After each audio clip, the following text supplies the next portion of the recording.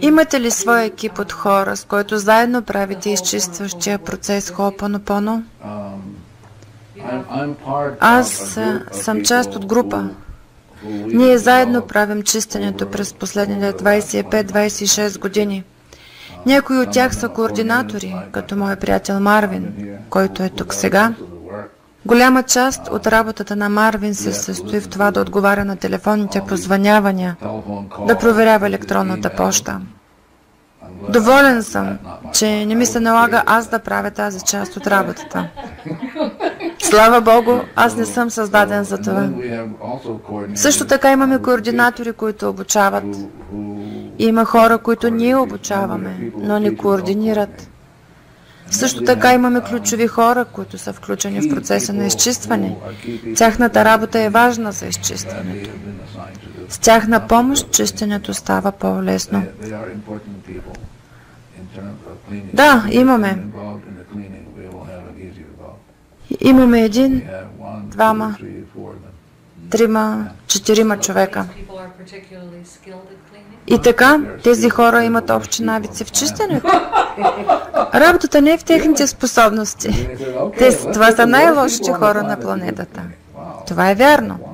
Създателят каза, нека се чистят най-лошите хора на планетата. Аз мисля, че това е забележителна идея, не мислите ли? Да.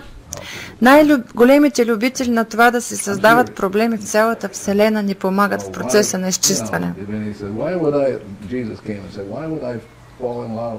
Сериозно говоря, Исус е казал, защо трябва да обичам някой, който вече ме обича? По-добре да потърся някой, който ме ненавижда. И така, ние имаме много претенденти от тази категория, с която можем да се чистим. Това е вдъхновяващо. Мислите ли, че тя разбра за какво става дума? Не. И бихте ли споделили с нея? А вие разбрахте ли? Аз не разбирам. Съществуват хора, които така искат да се изчистят и има толкова много работа по изчистването, че в резултат на тяхното изчистване в действителност планетата се трансформира, поради това, че те имат много да чистят. Да. И без тяхното чистене този наш процес ще се продължава. Те се чистят като прахосмокачки. И те се появиха през последните 30 години. Марвин не се отнася към тях. Той е от хората, които намират прекрасни идеи. Аз виждам това. Той има един приятел. Той е помита. Точно мете. Но той умее да прави това много добре. Затова е тук. Марвин, не искате ли да споделите своя опит в изчистването с Хо'опонопоно?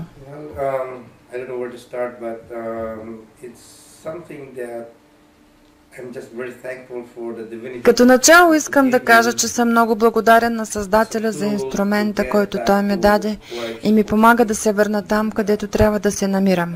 С Бог.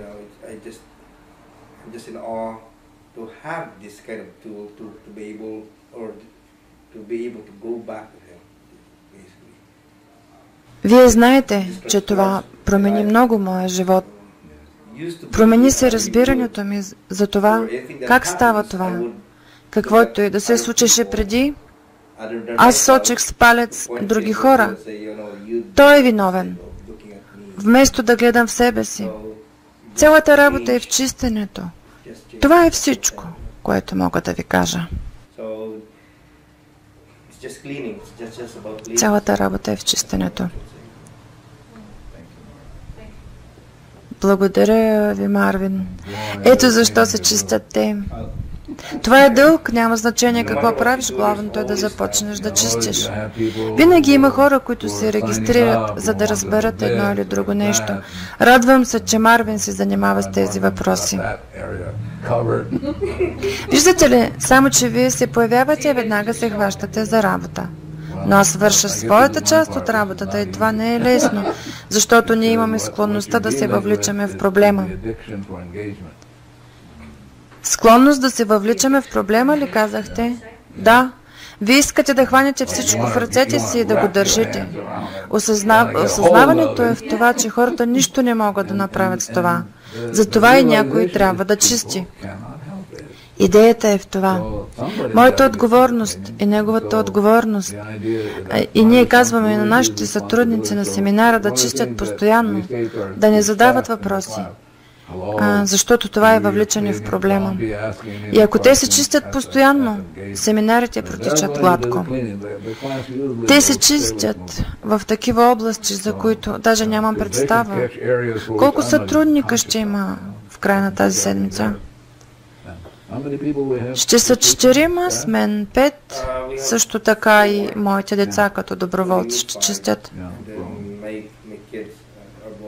В края на седмицата ние ще се чистим, защото ако ние се чистим, хората ще получават информация направо от източника, а не от нас.